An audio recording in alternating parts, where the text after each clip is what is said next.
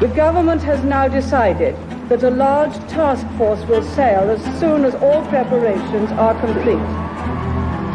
In April 1982, Britain sent nearly 30,000 young soldiers, sailors and aircrew 8,000 miles to the South Atlantic to reclaim the Falkland Islands after they were invaded by Argentina. I hope you are all well and be home soon. The hard-won victory would transform the nation. I think the Falklands War was an extraordinary military achievement. We came back after that war to a different sort of Britain. But success wasn't guaranteed. The right-hand ship is Sheffield. Speaking publicly for the first time, the then commanding officer of the SAS reveals how close the task force came to defeat. They say it was down to 10 minutes that we might well have lost the war. Commanders and ground troops talk candidly, shedding new light on flaws in the operation.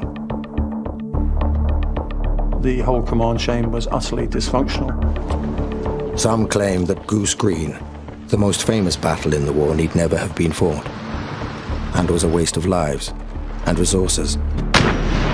The orders to attack and capture Goose Green, I mean, I thought it was a stupid thing to do. Lieutenant Colonel Jones, Captain Wood.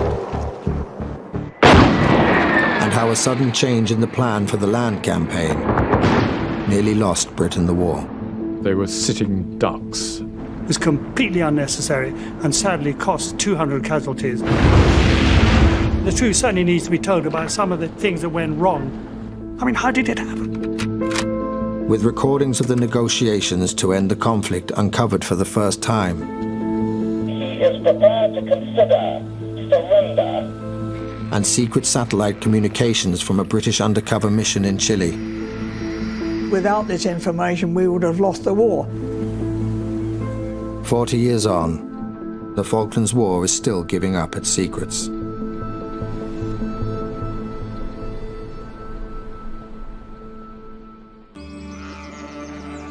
I was at home and the duty driver knocked at the door and he says, "You've got to get back into camp." I says, "Why?" He says, "The Argentinians have invaded the Falklands."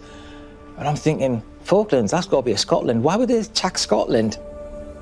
In 1982, Britain was unprepared to launch a military campaign to reclaim islands 8,000 miles away that few could find on a map.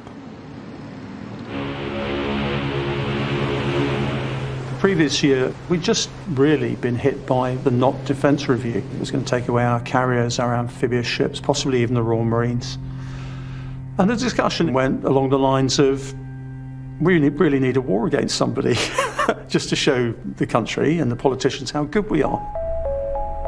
If the frantic diplomacy failed, thousands of British troops would need to launch a land campaign on the Falkland Islands to retake them. The task was given to 3 Commando Brigade, 3,000 Royal Marines backed up by 2 battalions of paratroopers. But first, the Navy had to transport them to the South Atlantic and land them on the islands. It was the biggest amphibious logistical challenge since D-Day. It was scary. And time was short. It would take at least 7 weeks to get a naval task force to the remote islands. And the South Atlantic winter was less than 75 days away. We knew that this was all going to happen 8,000 miles from home, which is an awful long way. We knew that the weather was liable to be dreadful. In wars, things have a ghastly habit of going horribly wrong.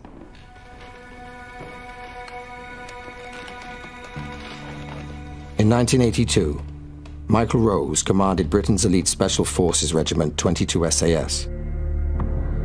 He's speaking publicly for the first time about the Falklands War. After 40 years, it's time a full story was told. In 1980, just 2 years earlier, the SAS had become national heroes when they ended the Iranian embassy siege.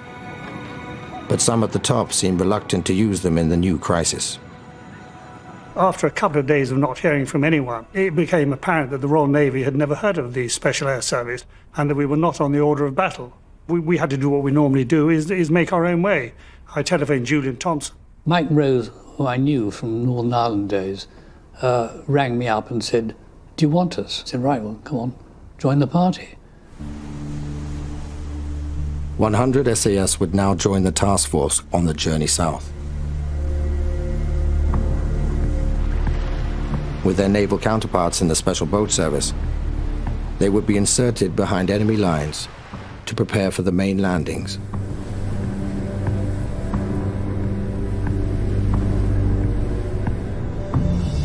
It wouldn't all be plain sailing. We were badly equipped. We hadn't got enough of many things that we could expect to have going to war. And it was all, what's the expression? A lash-up. That's a naval expression. A very British lash-up was about to be complicated further.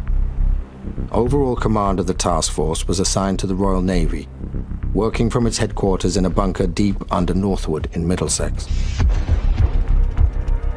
Now, the trouble with Northwood was that they were accustomed to harassing Russian submarines. Now, you can do that very happily by radio, sitting in a bunker in Middlesex. But trying to run an amphibious operation 8,000 miles away is a totally different ballgame. It was a good decision that the Royal Navy should be in the lead.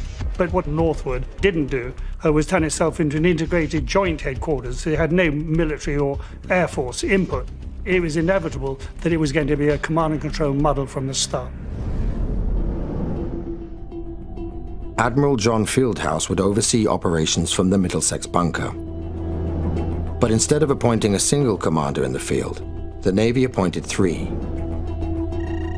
Royal Marine Brigadier Julian Thompson was in charge of the land force comprising 3 Commando Brigade. Admiral Sandy Woodward commanded the Naval Task Force, and Commodore Michael Clapp directed the amphibious landings. The whole command chain was utterly dysfunctional. Throughout, there was this feeling of who's in charge of this bit? You were never sure at any one point who was driving bits of the campaign. We very nearly lost the war because of some extraordinarily bad decisions that were taken by Northwood with regards to the land battle. There was one other choice that would have a profound effect on the campaign. In 3 Commando Brigades' wake would come a second force, 5 Infantry Brigade, to provide reinforcements after the landings. It was made up of a battalion each from the Welsh and Scots Guards and the Gurkhas. In April, it was put through its paces by its commander, Brigadier Tony Wilson, on a training exercise in Wales. So I thought I'd better go and have a look at this lot. And my first impression was, God, what a bloody shambles this lot is. Surely they're not thinking of sending them abroad to fight a real war. We were sitting in Brecon Beacons, and the brigade commander appeared and said, "We're going to do a brigade attack tonight, and I want you to make the plan." And we thought, hang on, he should be giving us the plan. Brigadier Tony Wilson had come out as so indecisive and so incompetent in Wales that they decided that he should be removed from his command. General Bramall, who was the Chief of Defence, overruled that decision because he thought it would be bad for the morale of the brigade to have its brigadier removed. Bramall told me that it was the worst decision he'd taken in 45 years of soldiery, and it was.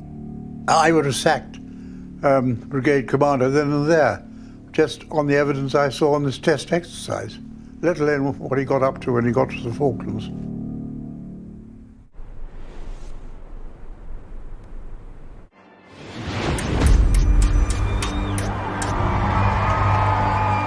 When we sailed from Southampton, suddenly everybody's waving the Union Jack again, and suddenly all the jingoism, it's all back.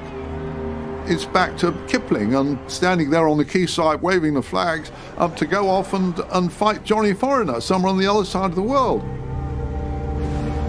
On board were the men who would launch the initial landing, the Marines and paratroopers of 3 Commando Brigade.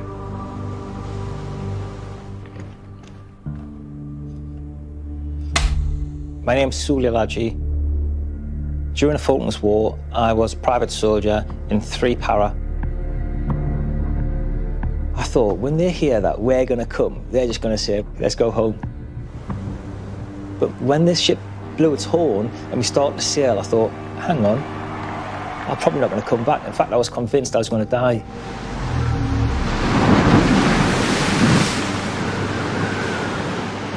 For years, the army had been mired in the Northern Ireland troubles.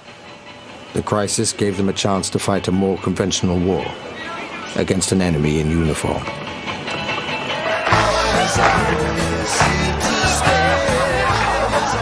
All the way down, we kept getting little news snippets of what the politicians were trying to do and head off this war.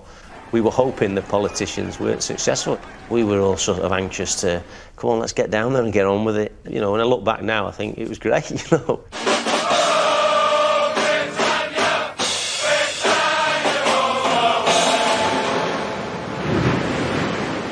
As the task force headed south, the SAS made a secret deal with US Special Forces friends to ensure they were equipped with the latest high-tech kit.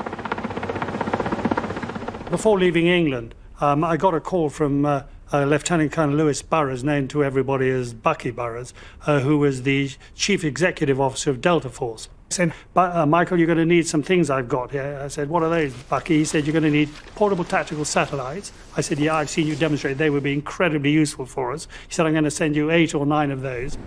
The new satellite phones allowed Michael Rose to talk to his commanders in the field and the headquarters in Northwood back in the UK, using an American satellite channel.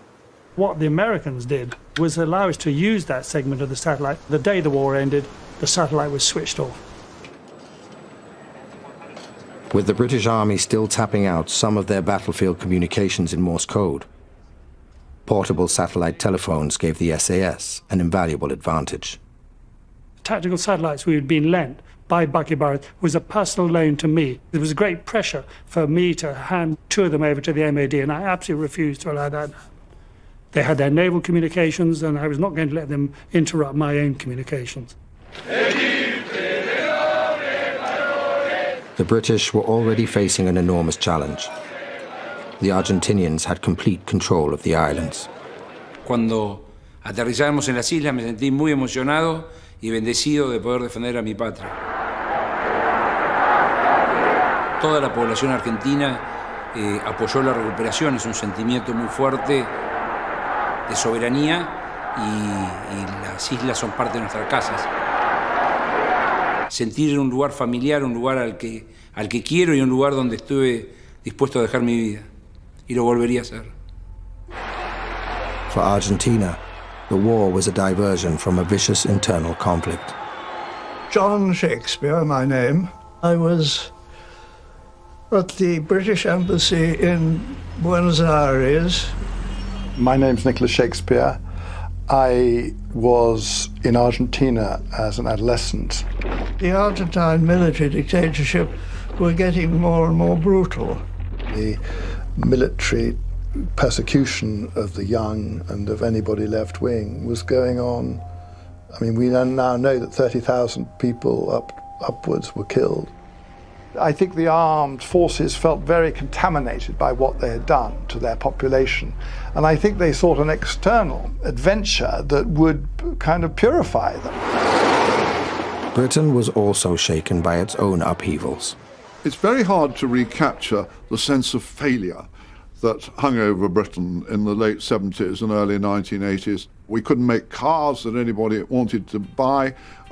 We couldn't make a washing machine that was likely to work to the end of its guarantee. It was politically a very divided time. There were riots in many British cities in the summer of 1981. Polls showed that Margaret Thatcher was the least popular Prime Minister since 1945. Going to war was a high-risk gamble for Mrs. Thatcher, so an early success was essential. The first objective was the recapture of South Georgia, 800 miles east of the Falklands, and part of its territory. South Georgia was absolutely vital to be taken quickly because it signalled that we meant business.